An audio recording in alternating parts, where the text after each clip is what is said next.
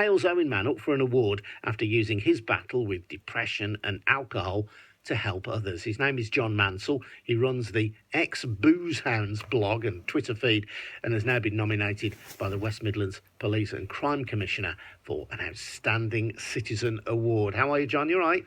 Yeah, not too bad. A little bit nervous, I guess, but not too bad at all. No need to be nervous. Ex-Booze Hounds. Yeah. Go on. Tell me about the origin of that. I think it was an origin sort of, I think obviously with the words ex-booze hound, it means I was a booze hound and I'm no longer a booze hound. It was really, it just came out of wanting to go on Twitter, not really understanding it and wanting to think of an anonymous name to begin with.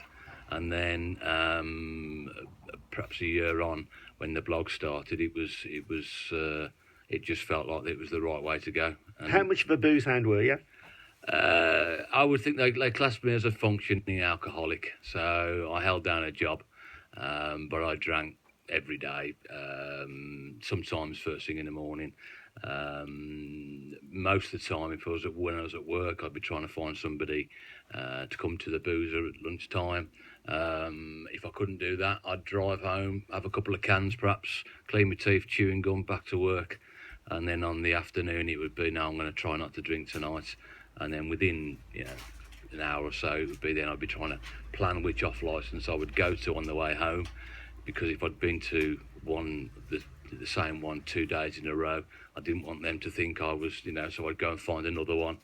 And I prided myself at one point at a local off licence, put the price up of a particular wine that I bought on a regular basis, just because he could see he could make more money out of me. So he put the price up because he knew you'd be in to get it again. Yeah, it was a guaranteed sale for him. And as you say, you were a functioning alcoholic, held down a job, and you were obviously quite conscious of how it might look towards other people. Yeah. You'd brush your teeth so that you didn't reek of booze and so on. What do you think lay behind that addiction? Because it was an addiction.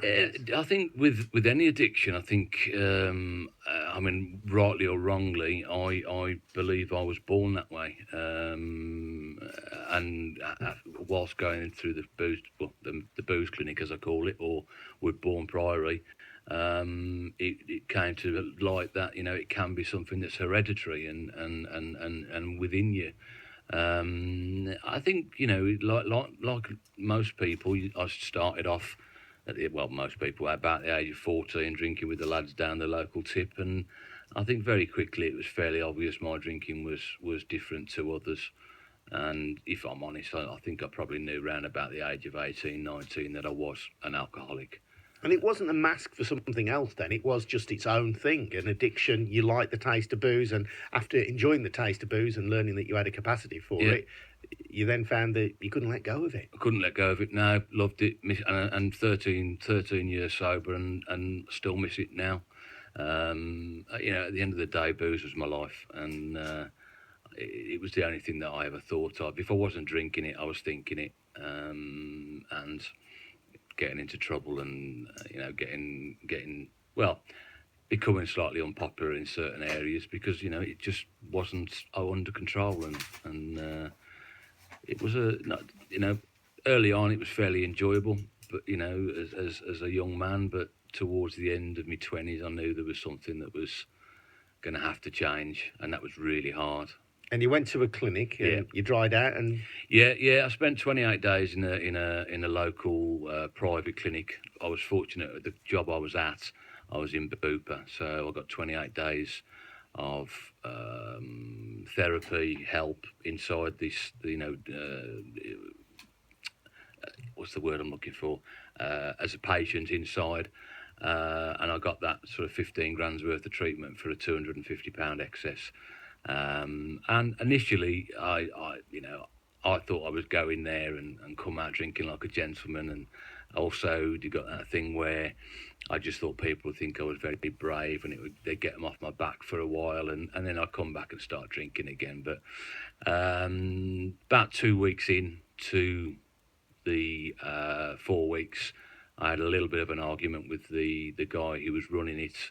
And basically he told me I was manipulating everything, I was lying, I was covering up, I was telling them just what I thought I wanted to hear. And he was right. And so you straightened out, and Yeah. you've been running then this ex Booze Hands blog and Twitter feed.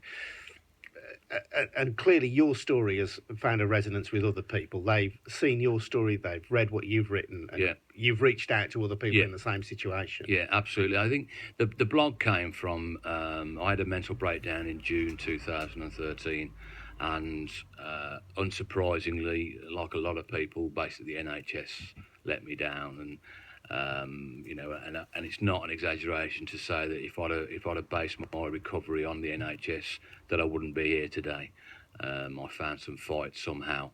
I do actually work directly with the NHS at times now. I've had a number of people referred to me by the NHS. I know there's some great people within the NHS, but they let me down initially. And for me, a lot of people are being let down on a regular basis. And the problem is you've only got one chance to get in there early, and once you've missed that chance, you've missed it. So yeah, I decided I'd start a blog and see whether I could make a difference. I guess to begin with, it was probably a silly idea, and maybe because I was in a little bit of a world of delusional world. But it worked, and very quickly I was getting comments about that I was helping them and helping others, and it's continued that way now. John, really appreciate your time this morning. John Mansell from Halesowen runs the ex Booze Hounds blog and Twitter feed. Been nominated for a West Midlands Police and Crime Commissioner Outstanding Citizen Award. Those awards today at the Rep in Birmingham. It's 8:31.